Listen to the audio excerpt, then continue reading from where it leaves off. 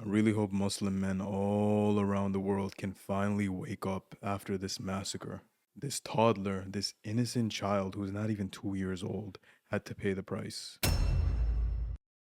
This is going to be one of the most important videos I've ever made, and if you're Muslim or non-Muslim, you're still going to want to stick around till the end and watch this entire video. See, this week there was a family, a refugee family from Iran, who fled the country after this attack recently, went through Afghanistan, and ended up in Moscow, Russia. See, it was here that a toddler who obviously had his mom, who was pregnant, probably getting some bags or finding the suitcases.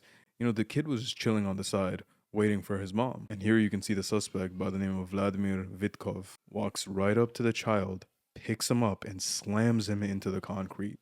I'm not going to play that part. You guys can find that video because it is a very sensitive thing. The child is now in a coma, suffering from brain and spinal injuries. May Allah genuinely allow this Muslim innocent boy to survive. And may Allah deal with the attacker.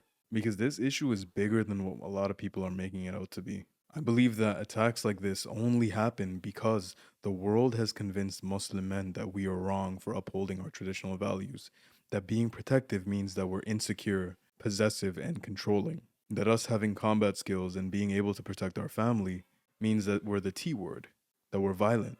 And it's accepting these allegations, becoming soft as a reactionary response that has caused our women and our children to suffer at the hands of the oppressor in the first place. As a father and a husband myself, I just can't sit around when no one else is talking about this issue.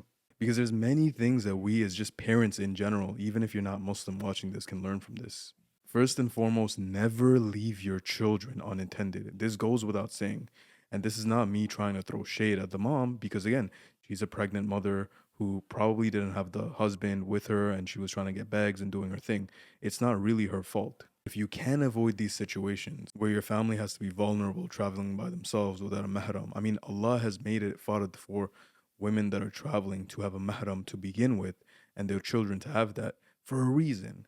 What do you think happens when your family's unattended and some creep or crazy, the media is saying this guy was on substances, probably an excuse, because they had to be motivated by something else, not mental illness. I mean, there was a study that was done, this was empirical research, that showed that there's a direct correlation between these transgressors not making a move, not attacking innocent women or children if there is a man accompanying them.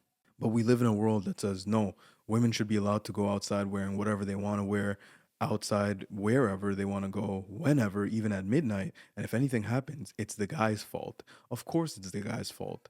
But are we not going to take preemptive measures? We live in a dystopian world where, men should be held accountable. Therefore, just let women go wherever, wearing wherever. Let your kids outside with strangers. And if anything happens, oh, it's the stranger's fault. Of course, it's the stranger's fault.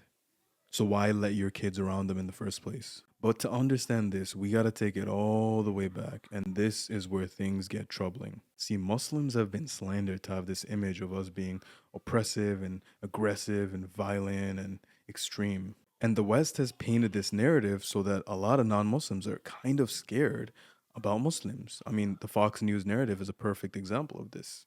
And because of this, a lot of Muslims have become meek and soft and went on the back pedal just to show, you know what, we are very fragile. We are harmless. There's nothing wrong with a Muslim man being kind because that's what we're supposed to be. But we've become very soft and timid. And this apologetic, apologist attitude to the non Muslims, to the Westerners, is what allowed them to take advantage of us in the first place. Allah subhanahu wa ta'ala says in the Quran, never will the Jays and the Christians be pleased with you until you join them in their ways. Have you guys ever seen those like old Muslim dads that are, on Netflix shows or whatever, who they're strict, they don't let their daughter go outside without hijab, they don't let their wives around strange men, and then everyone's telling them, oh, you're so strict, you need to let them go, you need to soften up. Let them have fun. And then he does that only out of that peer pressure, out of putting on that image that, you know what, you guys are right, let me be a little bit reasonable. And then his wife or his daughter goes outside and ends up a statistic just because he bowed the knee to this mainstream ideology. Now, fellas, I'm all about being reasonable. You can't lock your women and children up. That's not what I'm saying. Islam gives us very strict and clear guidelines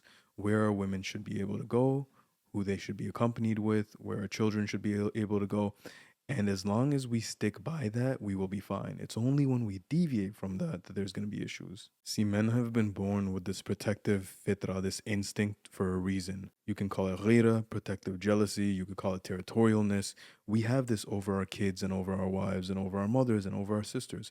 We want to protect them. Now, the West will come at you and say, oh, you're insecure, you're possessive, you're toxic, you're extreme, you're controlling.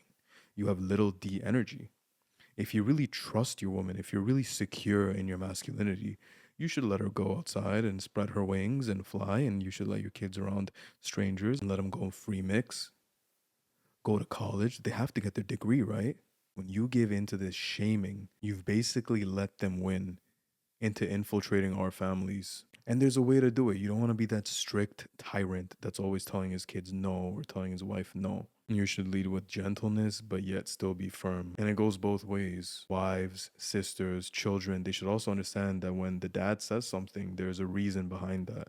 Especially in the times that we're living in. It's not getting any safer, guys. And that's why society will tell you that men should be soft, men should be equal, and men should be timid. And a real man is soft and fluffy and mushy. And if you listen to this, your family will be directly under vulnerability. This is why pacifism doesn't work. Treat others the way you want to be treated and be good and everyone be good. This doesn't work because there's always going to be people that are not.